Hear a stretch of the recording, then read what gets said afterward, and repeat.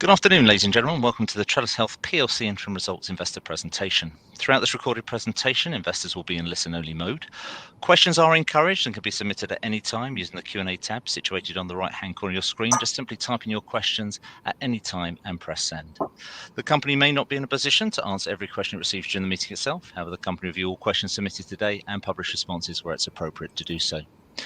Before we begin, we'd like to submit the following poll, and if you'll give that your kind attention, I'm sure that'd be well received by the company. And I'd now like to hand over to Stephen Young, CFO, Julian Baines, Chairman, and Dr. Marla Dubinsky, CEO.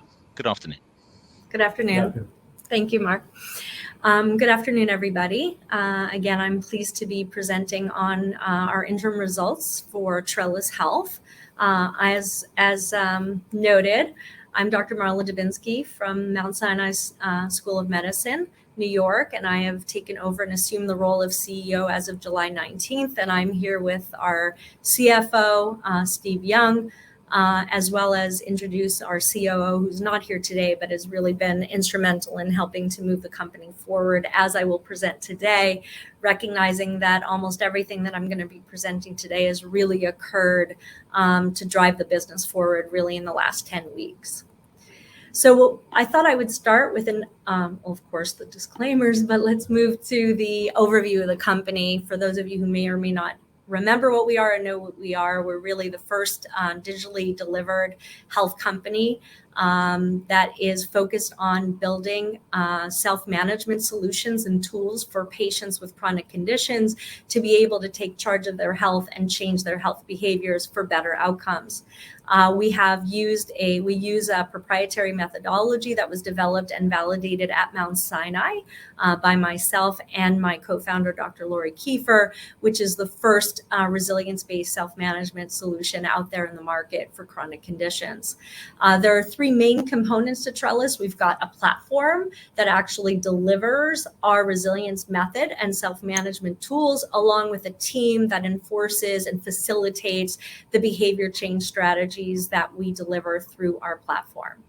We have a very clear business strategy and model. We sort of have a dual business model. We have both a B2B to then deliver to the customer, as well as a direct-to-consumer model, which really is there to help bring patients on the platform, learn, refine our strategies, and make sure that we're driving the right business forward with our larger commercial market of B2B. We have many contracts that are either shortly and or signed, and I'll walk you through that, as well as advancing our other B2B pipeline. The other thing is we are starting in inflammatory bowel disease and have started and raised back in May of 2021 based on our initial focus, given where the self-management solution was developed and validated. However, I'm excited to note that our expansion to irritable bowel syndrome, which is another type of chronic GI condition, is set to be launched in January of 2023. And of course, we'll highlight as we move through the presentation about our cash runway, which has been extended to 2025, and talk a little bit more about how we've done that and how disciplined we've been with our cash. Because it's a novel method and this has never been brought out to the management of chronic conditions, I thought I would just take a minute to remind you the difference between the TRELLUS approach and what is traditionally a traditional psychology approach, which most apps out there are saturated on the market with many apps that have the same goals, which is to treat the end game of mental health, which is people who've already developed anxiety or depression or managing stress only, very single point solutions that doesn't really change the cost or health status of many patients, versus taking a very proactive approach, which is what TRELLUS does. Our method uses positive psychology principles, which is a completely different approach, where we focus on changing behavior and health behaviors to actually improve the health status and actually prevent mental health decline. So it's a very proactive approach to changing the way someone acts and or thinks in the face of having a chronic illness and all the challenges that are in front of them as it relates to complicated medication regimens, also lifestyle choices, how to effectively communicate with a social network and your provider. So it's a really unique approach that typically resilience training has been mostly in folks with PTSD or in the mental health space. And the fact that we've been able to create a tool that actually measures someone's resilience and be able to go in and teach people on how to be more resilient. Resilience is one of the few psychological traits you can actually learn. So the ability to transform the lives of people with chronic conditions is the lens for which Trellus delivers its method.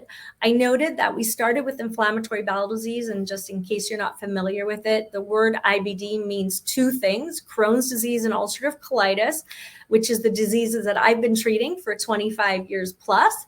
And just noting that these are very, very chronic illnesses diagnosed in the young, which means a lifetime of cost that is very impactful to any healthcare system, as well as treated with very expensive medications, surgeries. There's a huge sort of brain, gut, or mind-body experience that these patients face, making it difficult to sort of control the symptoms and control the cost, very high mental health burden. And similarly, irritable bowel syndrome, which is actually not a genetic inflammatory immune disease. It's actually what we call disorders of brain gut, meaning there's a huge functional component between the brain and the gut.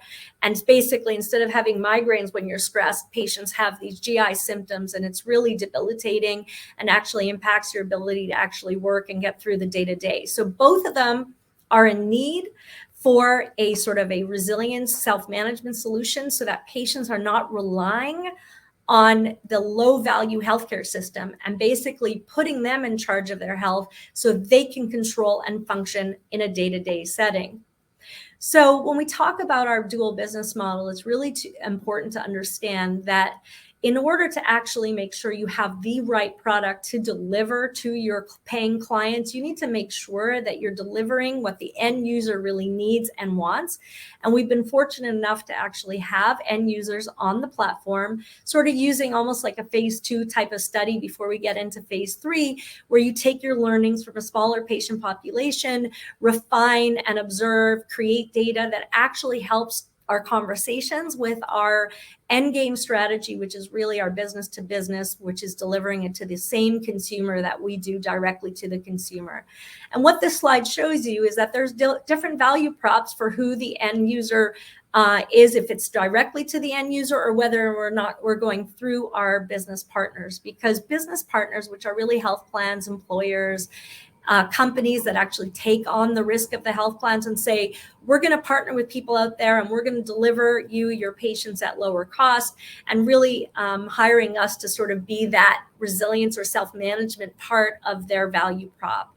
And at the end of the day, anybody paying for healthcare really wants to reduce the cost, and knowing that the biggest cost driver in patients with these chronic conditions, GI and non-GI conditions, is driven predominantly by the inability for the patients to actually self-manage and spending a lot of time and money in the healthcare system due to the mental health burden that overlays folks who are diagnosed at the age of 18, 19, told, oh, sorry, you have an incurable chronic condition. You're going to have to take infusions or injections or pills every day, and you may end up in the operating room if you don't do it. And how to actually take someone function in the daily activities really requires a self-management program. And you can see here sort of how our revenue sources are based on who our customer is and who's paying. So I'll hand it over to Steve before we get into all the various B2B channels and all of our customer channels, opening the doors to get more patients on the platform. Thank you, Maura. Just like to go through some of the financial highlights. Obviously, the main point at the top is that the net cash has reduced from 32 million at the year end to $24 million on the 30th of June. But more importantly, some of the key things which have been put in place since the change in management on the 21st of July of this year is the significant cost reductions that have been implemented, mainly on salaries, outsourced software development, where we've renegotiated contracts, and the spend on external consultants who are providing a lot of advice, probably with the best of intentions, but probably we weren't getting true value for money for necessarily all of them. And the combined effect of all those savings has reduced our monthly burn rate by 36%, from roughly about $1.1 million down to around $700,000 per month. And that's ensured now that we have significant cash resources until early 2025, assuming the current levels of revenue, which are worst case because that's assuming very, very little revenue whatsoever, but whilst maintaining the capital investment. This next slide is just a little sort of ready reckoner, as I call it, effectively trying to give you a rough idea of the type of the numbers of customers we required out of the marketplace of both the IBD and the IBD marketplace, the entire 33 million sort of market, what percentage of that market we would require to break even, given a mix of whether it's business to business or direct to customer, including IBD and IBS customers, what sort of mix we need based on average monthly enrollment fees, what we'd need. So in this particular instance, you can see the range. We'd need between 7,000 people and 14,000 people on the platform at any one point in time to reach our break-even point.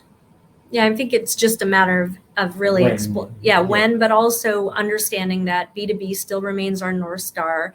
And the goal is to, as I noted, to use the direct-to-consumer model to really drive the B2B commercial market. And we recognize that that's our goal and that's the strategy. And you'll see in just a moment that that is front and center of the way we're going to deliver. So as I walk you through the different B2B types of customers, but also understanding the reach and the channels that we use to get there. So starting with the left, so we've been in late stage discussions and already due diligence discussions with two of the largest health plans in the US. Also a Medicaid plan out of New York, where we're in the final contracting phase. The third employer plan, which the third model is our employer plan. And this actually, I could officially say, is a signed contract. And this is with Mount Sinai. As an employer, I think the most important thing to understand about an employer is that they are paying for all of their employees with IBD first and then rolling out to the other chronic conditions that employees have, close to 50,000 employees that TRELLUS will be available and paid for as a wellness service for employees. Employers want positive, productive employees, but also saving cost on healthcare. And they understand that TRELLUS is a way for them to deliver the wellness product to their patients and also to be able to deliver cost savings on the spend that they spend on the healthcare for their employees. And the fourth is a New York State provider offering this as a wellness benefit to certain members or patients that are part of one of the large labor unions in New York State. So the ability to say, all right, we as providers offer services to multitude of insurance members. And one of them that comes to Sinai and trusts Sinai with their patients is a big labor union, and be able to actually improve the lives and wellness of those patients in that labor union as well. So just really emphasizing that there are multiple channels for which TRELLUS could be able to offer health and wellness and cost savings and improved outcomes to those in various health plans across sort of the spectrum of health plans. The other important sort of business opportunity which has come up, and mainly driven by the fact, of course, I understand that the pharmaceutical business is really stuck to how can we ensure that patients are actually taking their meds, continue to refill, have some long-term customer engagement over time. And one of the things that, although they have a lot of money being spent on these sort of what we call patient support hubs, where they have copay assistance, they have financial assistance, what they don't have is an opportunity to actually change health behaviors and have patients be able to be adherent to the medications so they continuously refill their medications. That is the biggest sort of financial downstream loss to pharmaceutical companies, is patients just not staying on their drug, either moving to another drug or just deciding that they don't need this drug anymore. That's really lost revenue. So the ability to partner with a program like TRELLUS, laser focused on adherence and medication adherence training, using our self-management modules and training, really helps them obviously with downstream ROI to be able to actually partner with TRELLUS to keep patients on their medication. And the other really important pharmaceutical approach is really the fact that there's about 230 plus assets that are planned to be in clinical trials for IBD patients. There's just not enough patients that are identified by the traditional way that pharma are using to identify potential patients who would be randomized into a clinical trial, starting at phase 2 and then into phase 3 trials. So really recognizing that Trellis will have very robust, precise data on those patients with these conditions to be able to actually pre-screen patients so that there's less screen failures that are being sent to the sites to be enrolled. So essentially, we're being able to be more precise in saying you're going to have less money thrown out the door by paying a clinical trial site to just fail screen patients. When you actually go to enroll them, they're going to meet the inclusion criteria with much more precision and be able to spend less money on failed screening. This is a major line item for pharma in order to get their drugs to market faster and to spend less money wasted on those patients who don't actually randomize into the trial. So that's a really big value add for pharma. So this is sort of a new line item, a different business model for Trellis, which allows us, it's not as much dependent on how many patients on the platform, if you understand. It's based on our delivery of being able to actually secure patients to stay on meds and also be able to screen patients, pre-screen for clinical trials. And sort of one of the other important things I think for everyone to understand is the fact that although we using our DTC, again, not to be our main business model, but to drive our B2B customer, one thing that we do have that really is beneficial to Trellis is that we have an end user population where there's an urgency to sort of solve these problems. They will not and have not been able to get any form of self-management digital solution at all, let alone using a resilience-based method that works every day at Mount Sinai and that worked to significantly reduce cost, is the fact that in H2 of 2022, since we left in May, we said we're going to go out, we're going to get patients on in the consumer space, get more end users to help us drive the data, make sure that we test and retest the platform to make sure we're delivering. And one of the questions that we got when we delivered in May about this this approach is, how are patients going to pay for it? We're in a recession. It's a difficult time. How are you going to make this happen? Well, I'm happy to say that we were able to partner with some key patient advocacy groups who actually sponsored these patients on the platform. Therefore, there's no out of pocket from patients, and we've been able to get it paid for and get the data we need to drive our B2B business. Now, for 2023, we're going to continue to build on bringing the solution to consumers who need us, but we have pretty well the two only channels that no other company has, which is to bring this type of solution to patients and providers. I'll start with the middle one. The Crohn's and Colitis Foundation of America is the national patient advocacy organization for patients. They are the ones that are the most trusted source of bringing solutions to members. So all 3 million IBD patients rely on the Crohn's and Colitis Foundation to be sort of the growth channel for them to get accurate, precise, effective approaches to the disease. So we've just signed a licensing agreement for the CCFA, we will be their key turnkey exclusive approach to resilience-based self-management for the IBD patient population, which is a tremendous value add to their members, as well as obviously for Trellis. And probably the thing that's sort of hottest off the press is we just signed a partnership agreement with the American College of Gastroenterology, which is our largest GI society in the US, for which there are 16,000 of us. That's all of us. That's 16,000 gastroenterologists nationwide who manage all chronic GI health conditions across the US. We are now their exclusive self-management solution for GI conditions. So we are very excited to be able to launch this partnership at our national meeting, October 22nd in Charlotte, North Carolina. And you will hear a lot more about it because there's going to be a lot more press, et cetera, around the importance of bringing Trellis to the multitude of IBD and IBS patients in the country. So this was really sort of, you cannot get more direct to either the people that are managing these patients or the patients themselves. There's nowhere else to go. this is it. So the fact that both the biggest patient advocacy group as well as the largest provider advocacy organization views TRELLUS as the exclusive delivery of the self-management solution should give you a lot of confidence in the credibility of one that I bring to the table, because now I'm able to sit in front of them and let them know exactly what we're going to do, because this is what I do every day for my patients. And I can assure them that we're going to be able to deliver this to either the providers who are going to have a lot of faith in what myself and my co-founder bring and what TRELLUS represents to them in the scientific and academic community.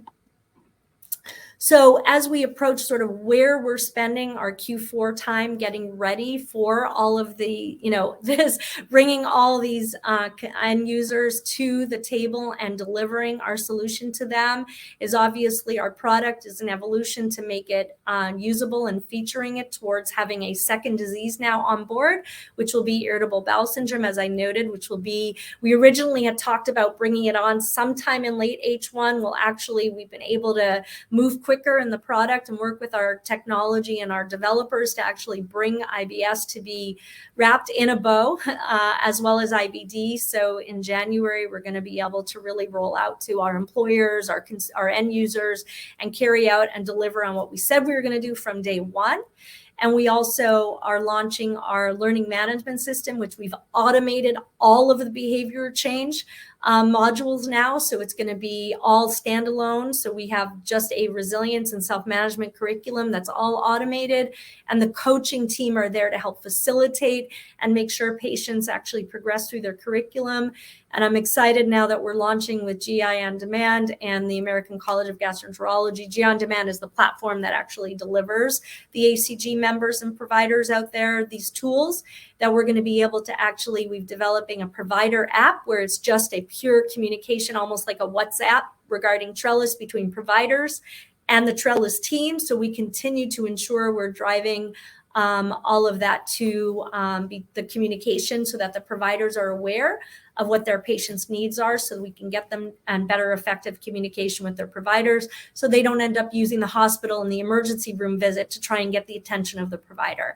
Technology-wise, obviously, security, compliance, and de-identification of data to be able to actually deliver reports and be able to carry through on our security and compliance roadmap. And of course, we need to continue to message and make sure that we're offering the right branding and messaging so that even when we open the doors have been opened, that TRELLUS actually delivers on what we're actually doing, which is actually building and having patients master the art of self-managing so that they themselves are improving their health behaviors and understanding prevention of illness and being able to drive better health status in general. And finally, this is just sort of looking at our outlook. I sort of summarized, and I'll leave it up here as we head into some of the question and answer. I see some of you sending your questions, so thank you so much. But just, focusing, and we'll come back to sort of these sort of emphasizing and putting sort of exclamation marks across these three lines of where we're going to go in the future and where we are today. So I'm going to just start. Mark, is it okay if I head into the Let me just give you a short pause and have a time to scroll through, because you can see you've had quite a few questions through today's meeting. And firstly, thank you to everybody for your questions, but please do continue to submit those questions just using the Q&A tab on the right-hand side of your screen. Which is why Marla and Stephen take a few moments to review those questions. I'd like to remind you that a recording of this presentation, along with a copy of the slides and the published Q&A, can be accessed via your Investor Meet Company dashboard. I've given you no time at all, Marla, but there we are. You've had a number of questions. If I could just hand back to you, if I may ask you just to read out those questions and give a response where it's appropriate to do so. I'll pick up from you at the end.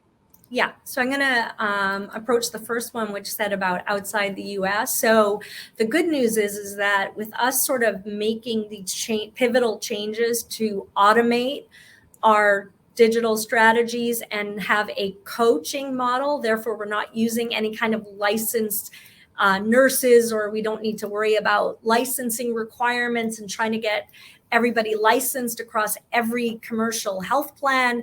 With our coaching model, we're actually able to be in Canada, and we already started expanding in Canada. So we actually have been able to go across the 50 states since I last saw some of you in May, and also across Canada. And we'll be looking to move beyond Canada as well as we evaluate some of the regulatory and compliance and security and terms of conditions requirements. So that's the first place I wanted to mention. There was also a question about exclusivity, and that really lasts itself with our partners, because, for example, the American College of Gastroenterology, they vetted a lot of companies, and they know that we're sort of, for them, we represent the turnkey solutions. And as long as we're able to actually deliver on what we say we're going to providers and patients, we're going to continue to be their exclusive IBD solution.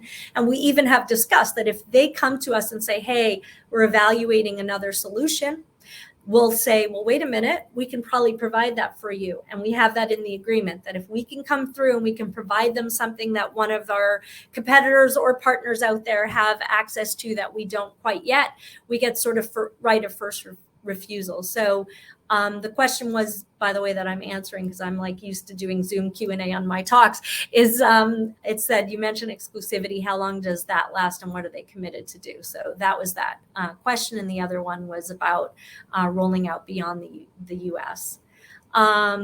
So I think that one of the other questions that I'd like to read out, which was, how do you balance patient data privacy and the opportunity to monetize the platform? And I think, we've thought a lot about that. And, we're very clear that this is de-identified aggregate data.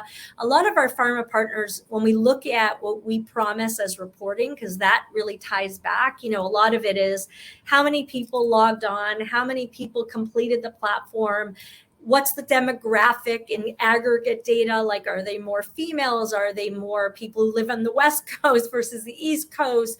What's the average age of folks that actually are able to complete the program? So it's more aggregate data. We're not selling identifiable data. That is not what we're doing, because also a lot of our customers, they have their own regulatory about what they're allowed to do. So far our discussions have been clear that our regulatory guidance and the way we've designed what we deliver to them reporting has been accepted by our partners.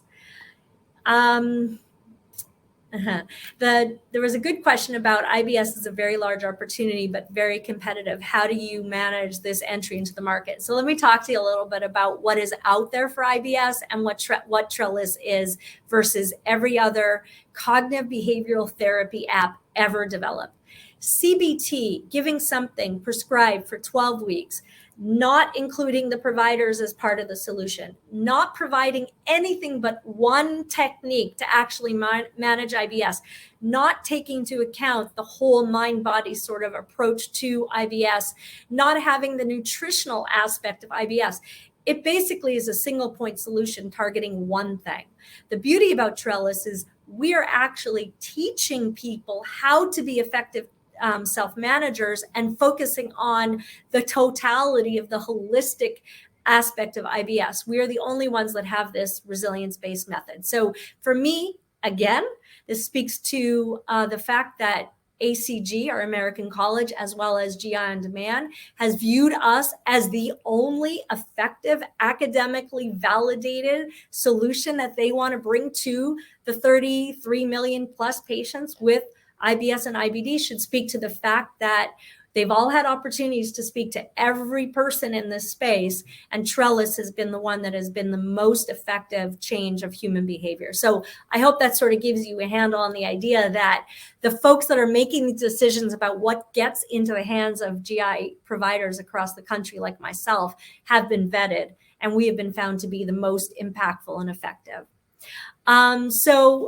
Thank you for congratulations on the Sherman Prize.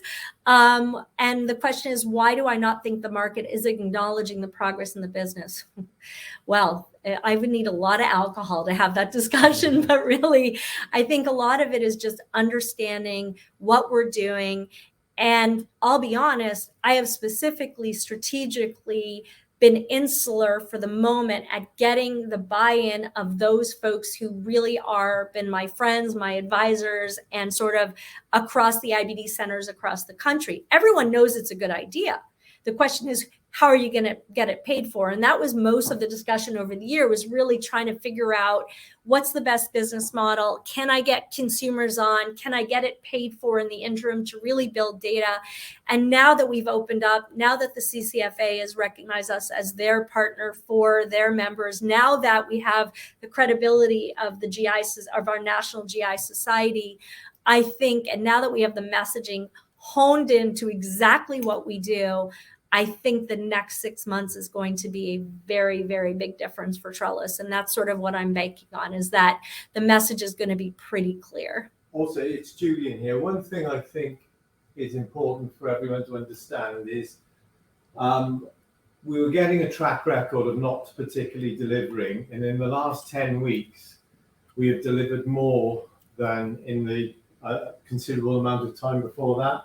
And the company now is on such a strong footing in terms of moving forward, patient engagement, contract signed, all these things that didn't seem to be coming through have now come through, because Marla has a reputation within the US that, and she keeps telling me globally, within the US that I'm humble about the whole thing. People respect her, and we have made so much progress since Marla has been CEO, and I think that's it. Now we're looking at rebuilding the confidence in Trellis with shareholders, with fund managers, to make sure that they understand that this business is really going places. So I would like to think from now on, from this call that Marla is making, from now on we will see significant progress within, well, we are seeing it already, but shareholders will see significant progress and a lot more news coming out to the market. Yeah, I think that was one of the questions, which is about, how are we going to manage PR going forward, and how are we going to... Yeah, I think that's what I'm going to have to do, clearly. It wasn't for lack of them asking us for more news. And part of it has been, we've been honestly disciplined, because I'm the type of person that if it's out there, I need to deliver on it. It's just the way that my DNA is. So for me, now that I was able to lock in a lot of our new customer channels and the credibility and the support of the societies, and also locking in and moving even now to employer-based contracting, not just select groups of employees at Sinai as an example, and now across big employers in New York State, being able to drive contracting. I think that's sort of the traction. And, I think you'll start to see a lot more news flow. And a lot of it was not just, we signed with, but a lot of it, what does that mean for the business and the revenue? And I think that's where you're going to start to see some more news flow around making it clear about the financial benefits of that contract, and not just making an announcement. I think that's sort of where I've been, and maybe that's where I've just been in my transparency, is the way that I deliver. I need to deliver, and that's really what my focus has been. And there are I've noticed there's a couple of questions regarding our current cash position. So our cash position at the moment and the projections forward, which took us out to early 2025, are based on limited revenue. The revenue, so the customer base has started to increase over the last, since early July, since Marla took over and started driving the company in the right direction. We see that revenue increasing quarter by quarter moving forward as more and more customers come onto the platform. And it doesn't, from one of the slides you can see earlier on, you can see that it doesn't take a significant amount of customers out of the entire market itself to come onto the platform to start making the business revenue generating, which will extend the current cash run rate, but also to become profitable. I think it's 0.2 or 0.4% of the entire 0.02 or 0.0% of the entire marketplace, to get us into a position, and that's just from monthly fees, where we will become profitable. And that's excluding some of the other revenue opportunities which Marla has highlighted and discussed. So we do feel there will be sufficient cash within the business moving forward to get us to a position where we will be profitable. So where the question was, is this a realistic expectation? Mm-hmm. Yes, it is a realistic expectation. But of course, we have to deliver the patients, which is what we're doing. But because we're not looking at 50% market share, it is a very much a realistic expectation that we can deliver on that. I think those are mainly the questions. So I don't know, Mark. Well, I think the one was there with another? what does the rest of the management team Oh. bring to That's the another problem. table. Sorry. Well, just to give a background on Steve. Steve's worked with me way back in the BBI days. Is a very experienced PLC CFO. Has done a tremendous job in working with Marla and Alid to reduce the spend. But it wasn't just your archetypal getting rid of staff. Steve and Alid worked with companies to reduce the spend on software development, reduce the spend on consultancy, to get the company down to 19, 20 people, most of which are experts in dealing with patients. And so Steve's acted incredibly quickly to deliver that. And there's more on this, Alongside- there's more improvements to be made as well. Oh, yeah. And alongside that, Alid has, Marla can't do everything. So Alid has been very engaged with the team behind the scenes, making sure they're all pointing in the right direction, supporting Steve, getting out into the US and making sure that the whole team are pointing in the right direction and supporting Marla in delivering what we need to deliver. And Alid comes with a wealth of experience from AstraZeneca. So we really have a new, very hungry team that really want to succeed So as my a business. my favorite question is this last question, which is, how about the people that are experiencing a life-changing moment at Trellus? And I think that's exactly. The question was, how does, referring to some of the testimonials here, talk about my own experience and have I had the opportunity to engage with any members directly? So the answer to all of that is yes. And every week we actually have a resilience team, and we review the experiences of the patients, where we can improve, what else are they asking for, what else do we need to develop. And, these are just 3 examples of the many of the lives we're changing. I mean, the idea is when you listen and say, for the first time in my life, I'm actually able to do a girls' trip, or for the first time in my life, I'm actually able to take my pills or my injections and not have to have the anxiety, or be able to not have to wear a diaper on the subway, because they have confidence in being able to manage their symptoms. That I hear every week. So I am intimately connected every week with how patients are feeling and doing, so that we continuously deliver the product to meet the needs of the end user. And that's really, I think, what has been my, the sort of what makes me feel good every week, to know that we need to push forward as hard as we can, is because of the coming from the members directly in the lives that we're changing. I did see one question on what do we think of the current share price? Well, if you look at the development of the whole platform, the launch of the whole platform, the onboarding of patients, the drive into Mount Sinai, the contract signed with Mount Sinai, GI on demand, and the fact that patients are coming on board and that we're trading at about 50% of cash, I'll leave it up to you to think about what I think of the share price. I think we all feel the same. Yeah. And, there was a question, sorry, did you have something to say? No, okay. Sorry. There is a question on how do I know that this resilience method is better than traditional, and fair. Existing treatments are meds that don't work for most IBS patients. It's really diet is really the only way a lot of irritable bowel syndrome patients, for example. But in IBD, we know, because in our original paper, we actually had patients who went on the platform and those who did not. So we had a control group. And I can tell you that the hospitalization rate, the steroid use, the opioid reduction we saw in those who were in the Resilient Self-Management Program versus those who didn't, there was an increase in hospitalizations by 65% in those who were being managed with any other solution out there. So it really sort of shows you that even within Mount Sinai, which is a fabulous delivery of care for IBD patients, we still made tremendous progress by those who are enrolled in this resilience program versus those that did not. So I think, and I've been doing this for 25 years. So I could tell you that whatever was out there before our resilience program, it wasn't impacting health outcomes.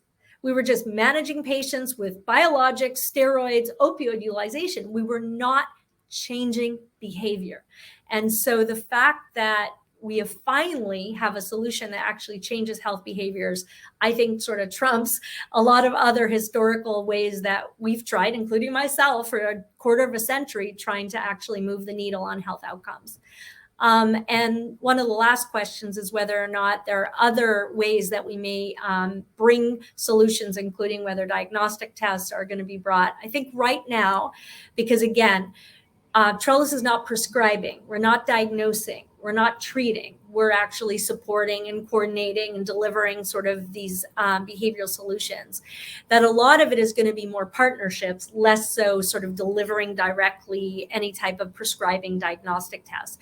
But there's so much opportunity for Trellis to get to the end user that we've already had many people who have asked whether or not we can partner, maybe partner and say this is our preferred sort of partnership lab, whatever is going to be on the table. But again, I think the value of Trellis is really partnering with businesses that need the end user to be able to have better self-management so they can actually stay on drug, lower the cost of care, stop using the emergency room, stop using opioids, stop going to surgery, stop going to the hospital. And that's where the real money is really in the cost savings for all of our B2B customers. And I think that Marla's missing out that we keep forgetting to say this, but the vast majority of IBD sufferers, as you can see from the slide, are under 20 years of age when they first get this. It's a lifelong chronic condition where people really need help with their resilience and mental health. And so it's a chronic problem for the young. So a lot of these diseases are diagnosed, childhood or 18 to 22. So we're talking about decades of disability that we're preventing. I mean, that is in itself, I can tell you from both an end user as well as someone who's paying, other than the end user, that the cumulative cost of IBD over a lifetime is over $800 billion to the health plans. They're very much aware of this. And so a lot of it is being able to partner with folks like us who could actually contain the cost. That's great, Marla. I might just jump in there on the basis of you've answered every question that's coming from investors. So thank you to everybody for your engagement this afternoon. And if any further questions come in, Marla, we'll make those available after today's meeting. I know investor feedback will be particularly important to you and to the board, and I'll shortly redirect investors on the call to give you their thoughts and expectations. But before doing so, I wondered if I may, Marla, just ask you for a few closing comments to wrap up with.